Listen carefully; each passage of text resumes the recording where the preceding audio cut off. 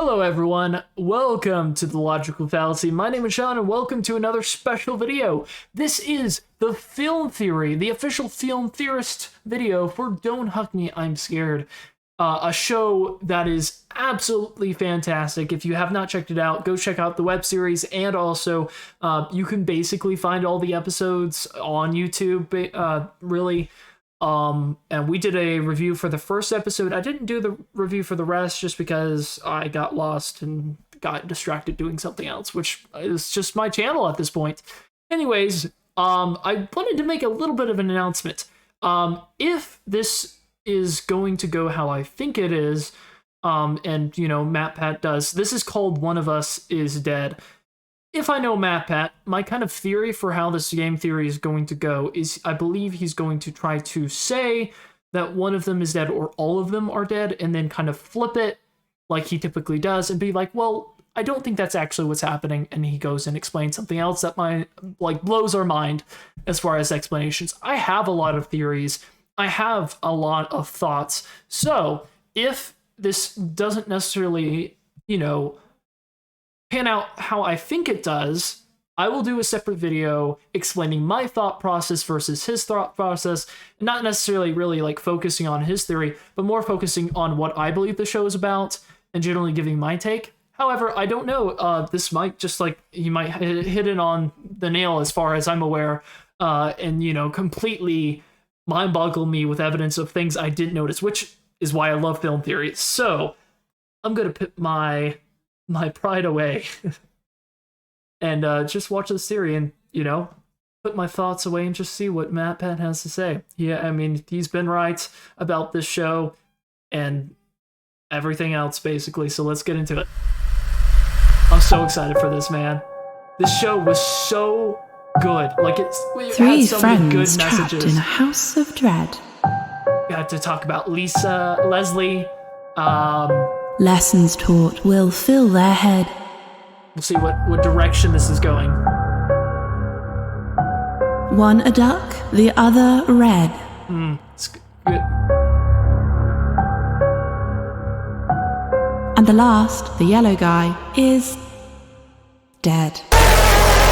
Oh, wow. Little jump scare.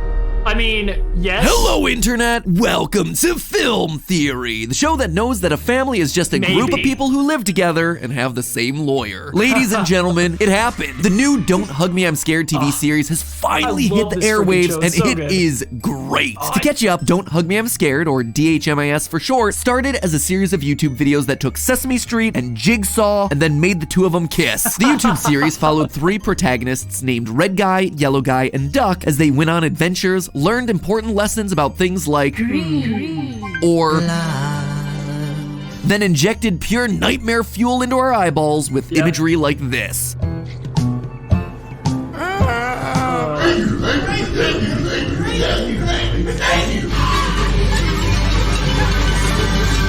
When the series concluded in 2016, most of us thought that it had entered the great YouTube playlist in the sky, lost alongside Niga Higa and Jenna Marbles, fated to occasionally pop up in recommended feeds from now until the heat death of the universe whenever the algorithm sensed that we were starting to get nostalgic. Or at least that's the way it was supposed to go until Don't Hug Me did the impossible and got a TV show. Earlier this year, the creators managed to wrangle together a real 6-episode DHMIS TV series on the British Channel 4. And after watching it, I gotta say, it nails the tone of those original YouTube videos, all without feeling held back or tied down by them. In fact, it's clear that while the aesthetics look the same, the series has moved on. The calendar that appears in every episode has moved from the original June 19th date that it was stuck on to June 20th. It's a turning of the page, a symbolic new leaf. And whereas the original series was all about the corruption of art and children's programming, this new TV series seems to tell a more personal story about these characters, because they are actual real characters now. No longer are they just symbols for kids,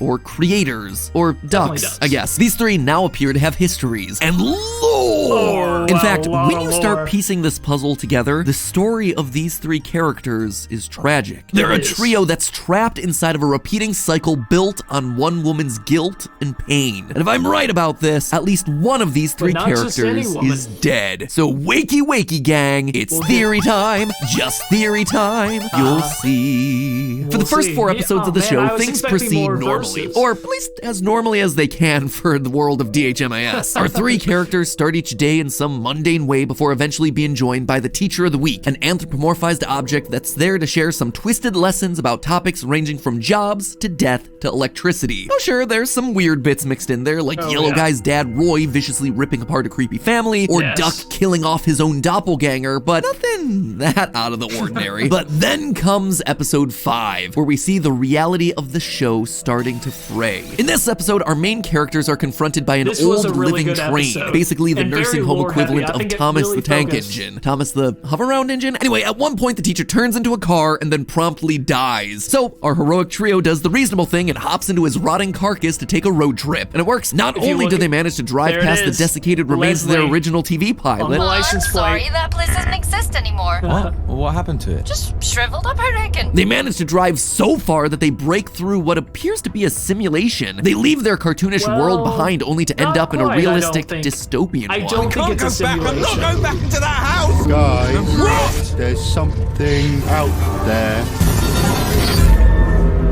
Lost and confused, they set up camp for the night. As they sit around a fire contemplating their new world and hoping that the neighbors will show up to help, a mysterious voice begins to echo through the night. Journeys made and lessons learned. That's where it all begins. Suddenly, Yellow Guy sees something out of the corner of his eye, and we cut to black. Only to then watch as a mysterious hand rolls a model of their car up to a dollhouse. The same house that we've been watching at the start of every episode. I love the Journey symbolism. always ends up back at home. Now, this is important because earlier this very episode, the characters had already talked about the episodic nature of content and how everything always winds up resorting to a status quo. All we do is sit around and then some guy comes and tells us about banks or vegetables. Nice to be back at home, eh? What are you talking about? We didn't even go anywhere. And sure enough, when we rejoined them in episode 6, the characters are reset right back to where we started, none the wiser about their junkyard excursion the night before. And that's when things start to really pick up. At first, the season finale is all about electricity. Our three friends get an electric bill and they don't want to pay it because electricity is silly stuff that ought to be free. So of course, their fuse box, Electracy, comes to life to teach them more about the wonders of electricity and how it powers phones and televisions and radios. And yes, even your shredder. When the lesson suddenly turns to portable sources of energy like batteries, Yellow Guy gives us the surprise revelation that he too is powered by batteries. No, I have batteries, see? Which is a strange detail that we'll come back to. Regardless, his current batteries are old, corroded, and clearly out of juice, so Duck switches them out for Electracies. Suddenly, the once doofy Yellow Guy is juiced up to the max, and instead of being dim-witted, his mind explodes with intelligence. Equipped with this new awareness of the world around him, Yellow Guy becomes the first person of the trio to realize that they're only on the bottom floor of what's a multi-story house. Yellow Guy climbs the stairs to discover the big boy room on the second floor. Inside, he finds older versions of Red Guy and Duck that are able to learn not just one, but 2 lessons in a given day. You seem It's amazing. Yeah, we're big boys. Big boys. Big boys. Try and keep up, mate. Unimpressed, he continues up to the 3rd floor, where he finds the more advanced Bigger Boys room, housing even smarter and more futuristic versions of Red Guy and Duck. Eventually, he's turned off by their heartless and cruel experiments, things like electrocuting an innocent lump of living flesh. So for a final time, Yellow Guy leaves the room and moves up another flight of steps. At the top of the house, things are extremely different. Here, Yellow Guy finds a door labeled Leslie, and we immediately get an answer as to what that means on the other side. My name's Leslie. It's nice to meet you. It's made clear that this is the woman that we heard reciting the rhyme at the end of episode 5. Yeah. It was also her gloved hand that was resetting the dollhouse back to square one at the end of the last episode. But now the dollhouse is opened, and we can see small figures of the trio inside, recreating the exact events that we're watching play out in this episode. Yellow Guy is obviously full of questions, and Leslie promises to answer all of them, provided he plays with the dolls. You help me tidy things up around here, and I'll help you. promise. Promise. She then produces a large leather-bound book covered in a wacky-looking code before sending him back downstairs to his friends. Right as he's about to read it, Duck and Red Guy rip the batteries out of his chest in order to power the house. Yellow Guy forgets what the book was for in the first place and decides that it's something Incredible. The season ends as the three friends cheer at the destruction of the book, Such a so chilling close to ending. answers, or even an escape, but instead trapped inside their ceaseless prison once more. Making matters worse, Yellow Guy never realized that there was yet another level to the house that that he never got to. It's an incredibly sad, surreal ending to the season, which leaves us on this unusual cliffhanger. Can Yellow Guy make the journey up the stairs again? Based on the pictures that we see behind him hanging on the wall as he goes up, we know that he's made this journey before. Hopefully there's a second season where he's able to do the whole thing again. In the meantime though, we're left with a lot of questions. The first and foremost being, who or what is Leslie? She's the only human character that we meet throughout all of DHMIS, which in and of itself is odd. Her design is also noteworthy. She's a bizarre mix of puppet and flesh. She's clearly a human, but her coat makes her look like one giant Muppet that's covered in fur, and her face has been stitched and scarred like a creature that's been sewn together. More importantly than her design though, she acts like the puppeteer for this world. She's the one that's turning the crank at the start of every episode. She also appears to be controlling the actions of all the others through her miniature figurines. And when one of the dolls breaks, she has a drawer full of replacements. Oh, sorry. Don't worry. I always make sure that I have plenty of backups. Well, I suspect that I know what's going on here, and it all begins with one key line. As Leslie sends Yellow Guy on his way, he asks whether he can stay on the top floor with her. She immediately rejects the idea by shouting, You're not my real son! Yeah, it's a good... Only joking. At first, this just seems like a random outburst, a combination punchline jump scare to keep us on our feet. I think that this is actually the key to understanding everything about this new series. Taking Leslie at her word here, Yellow Guy isn't her real son, but he's close. You see, I suspect that Yellow Guy represents Leslie's real son. A real son named David, a son who died. Something. In episode 2, Death, we see the name David etched onto the grave where Duck gets buried. See, this was one of the theories that I had for the show. Later, we see a large group of human mourners show up in the kitchen for David's funeral, where they again mistake Duck for David. We're just friends. Friends of David. It wasn't called David. So what would make me say that Yellow Guy's David? Well, take a look at what's stitched into Yellow Guy's overalls. Yep. On the front pocket, Something there's the large new letter to the D. series. And at the foot of Yellow Guy's bed, the letter D again. In episode 3, Family, Yellow Guy is even given a special locket with the letter D engraved on it. Over and over again, Yellow Guy and the letter D are connected. D for David. But the connection between the two goes well beyond just a letter. Going back to the Death episode, when our happy trio first show up at the cemetery, the coffin assumes that Yellow Guy is the one who died. Don't tell me. I'm good at this. It's you, isn't it? And throughout the rest of the series, we watch as both flies and worms are attracted to Yellow Guy and no one else. It's almost like he's a dead, decaying body. Plus, there's a strange moment in the intro of episode 5 where Yellow Guy seems to dissociate and remember something about his past. I'm the one who had a dream where there was stuff like there was another me. He's clearly remembering a dream where he saw another version of himself. He's seeing David. The same thing happens again later that same episode when he looks out the car window. When I look out through it, it looks back in through me.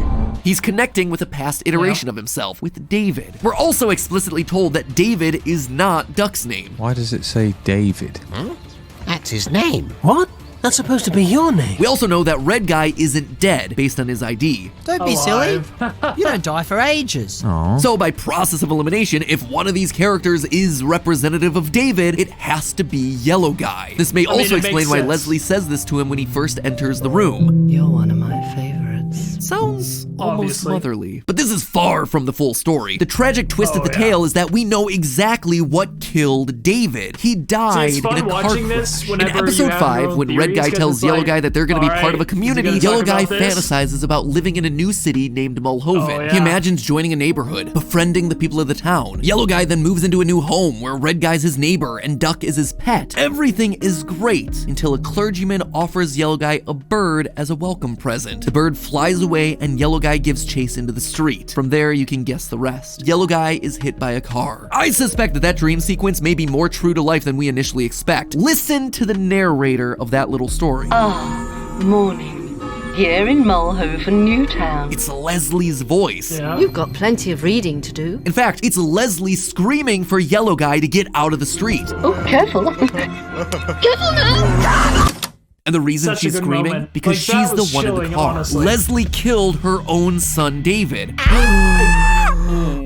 What did you say? Yeah, you heard me. Leslie killed her own son in this accident. Why do I say that? Well, first of all, when we meet Leslie in episode 6, her face is covered in stitches, almost like she went through an awful accident herself. Secondly, take a look at the license plate of the car that the gang drives throughout this episode. It spells Leslie. And most importantly of all, we know that David wasn't the only person in the family involved in a car crash that day. At the end of episode 3, as they're wrapping up what they learned about families, Yellow Guy describes a family as a group and die on the same day in the same style of accident but in different locations. Unless his father Roy also died in a car accident that same day, which seems pretty unlikely, I suspect that this line's meant to describe Leslie, who metaphorically died that day. And you see, that gets to the core issue here. That's why I think she's created these characters, this dollhouse, this world. It's to escape from that trauma. The sad truth of Don't Hug Me, I'm Scared is that it isn't the story of 3 wacky puppets learning disturbing life lessons. In reality, it's the story of a mother grieving over her dead son, a woman that is stuck in a spiraling cycle of guilt, creating playthings that represent him so she can impart all the lessons that she would have taught him if he had lived. And she has dozens of backups to ensure that she never loses him again. And for as much as Yellow Guy reminds her of her lost son, he can never truly be the real David. You're not my son. Don't Hug Me, I'm Scared. It's a weird name, right? We've never really stopped to question it, have we? It's always just kind of been there. So yeah, DHMIS, that's the name, duh. But really think about those words. Don't hug me, I'm scared. It's a reference to someone so damaged, so hurt, that they're afraid of something like a hug. They're scared of affection, of love, of opening themselves up to someone else. That right there, that's Leslie. Afraid to love again because she's afraid of being hurt again. But I suspect that in order to move forward, to get to that final level of the house, that's exactly what needs to happen. A hug. Leslie to forgive herself, and Yellow Guy to give her a hug. Then and only then will both of them be able to transcend, to move past their stagnant lives inside that house and climb to the final level, to finally be free. But hey, that's just a theory. A film theory. And cuts.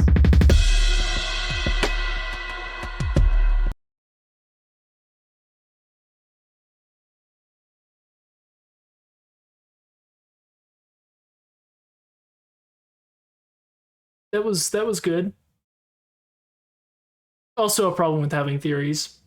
Not all of them will be addressed. And I think that there's definitely going to be a part 2. He didn't mention anything about it. I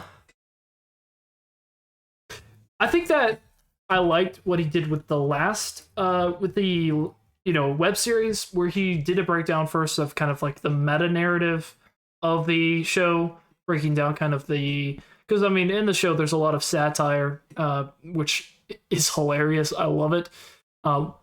Grouped together with kind of the lore. And I think there's a lot of deeper implications, especially with the earlier episodes and going into kind of more impacted into the next episodes. And I think that's kind of like, this was more of a theory for episode 5 and 6, using the series as kind of like the rest of the series as reference, because there's a lot of references. However, I think it goes deeper than that. I think there's a lot of deeper theories. I have some, and there's definitely some on the internet too. This kind of covered a lot of things that the internet's kind of already been theorizing about. Like, I don't think anything new has necessarily been added besides the fact that Leslie killed David. I think that's a new theory I haven't heard, but necessarily I don't think is groundbreaking. I think, though, it goes deeper than that too, though, because I think that in that episode, I think in each episode, the characters represent something different. Maybe even represent something in Leslie's own life, which is kind of interesting if you think about it for episode 5, Transportation, because, Red Guy is so adamant that he wants to get away from everything, right? Like, it's the only thing he ever wants is just to move away, just to get off the set and go. And I think that connects to a theory I have, and also the fact that I'm pretty sure I'm going to go ahead and plan on doing a breakdown of each episode. My thought, and you guys can give me your thoughts, is just, I'll probably, look, you know me, I don't edit my videos, but that one I probably will have to.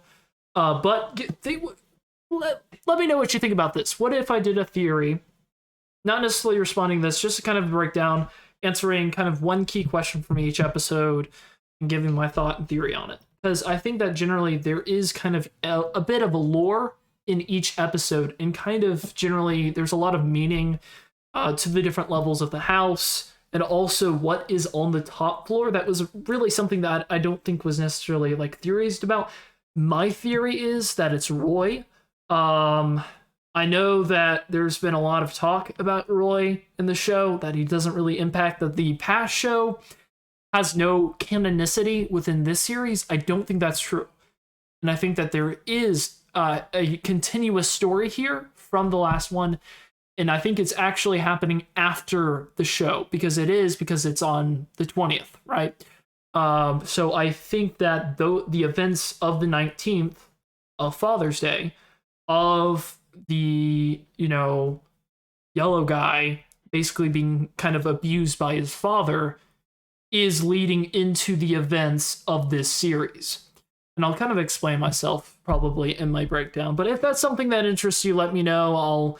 If I get enough support for it, I'll go ahead and plan on doing that soon. I'll probably, if anything, just kind of do a sit down, kind of video essay type thing.